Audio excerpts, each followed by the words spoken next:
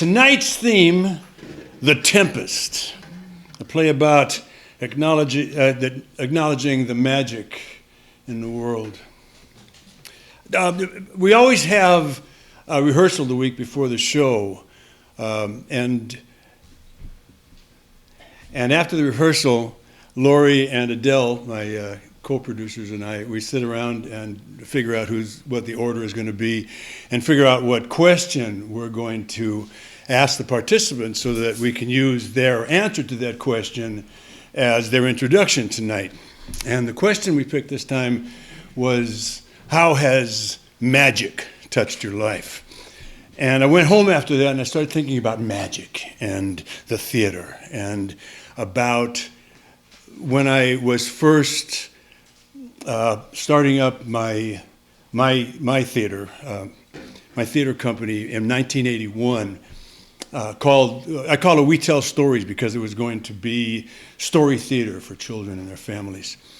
And our first show was going to be at the LA County Art Museum, outside of the museum on the lawn under a gnarled tree right next to the tar pits. So it was a real cool place. And the first story we were going to tell was a story that I knew would work because it was a story that I'd found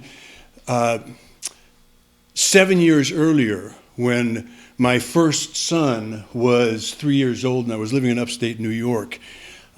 And there was nothing for the children up there in that community. And so I'd rounded up a group of people from the community. Maybe one or two of them had done some acting at some point. And we put together this play that we made up from this Ukrainian folktale called The Ballad of the Simple Man, about a simple man who works hard all his life and doesn't have anything to show for it, and decides to go to the wise man on the hill to find out when he's going to get his reward.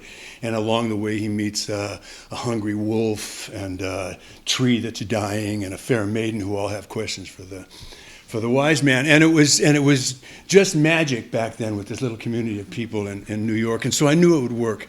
And here, 7 years later, my second son is 3 years old, and I'm living in Venice, and I gathered together a company of just the most creative minds you can imagine. And we're trying to put this together, and it just isn't happening. Turns out it's a little harder to wrangle a community of, well, a coven of of very creative minds than it was a community of people, you know. And I'd given us three rehearsals to put this thing together, and it was the third rehearsal, and it was going to be at my house, and where I was living, a single father with two of my kids living with me. And I was shooting a pilot at the time, and I had just married her. Maybe I was about to marry the next week, Swedish girl, so that she could we turn the lights back on?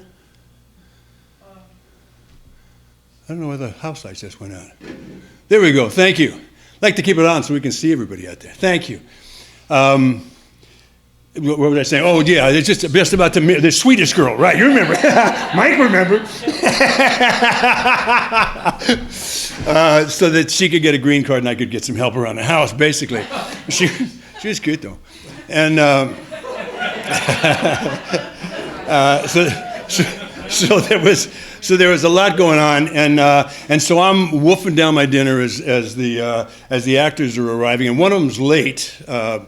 The one I had chosen to be the simple man. His name was Keith Krager, and a guy I'd known from college, a wonderful actor, but mostly really a musician and kind of a sad sack. So I figured that would be a cool, kind of person to be the simple man. But what he was bringing to it was just sad sack, and nobody else was bringing anything to theirs either. And it was the last rehearsal, and he's late, and I'm okay with that because I'm still trying to finish my dinner. And then I hear from outside, I hear this crash, and then I hear, "Goddamn motherfucking son of a bitch!" And Keith comes in, and he's pissed, and he says, "Fucking traffic, and a woman cut me off, and I had to go down a street that turned out to be a dead end, and I came out, and I almost hit a dog, and some lady started yelling at me that I wasn't supposed to drive up that street in the first place, and I'm trying to pull into the parking place in the back of your house, and I got clipped by somebody that just fucking drove off, and I said, okay, let's just do this, and we all sit down in a circle on the floor, and Keith gets up in the middle to start, and he says, I'm a simple man. I work hard all my life. I got nothing to show for it. When am I going to get my reward? And it was magic. And now this company has been going on for coming on 39 years now, and I found that happens every single time. You do all this stuff, and then right at the last minute, the magic happens. So you begin to really believe in the magic as long as you've done all the work to make the magic, right?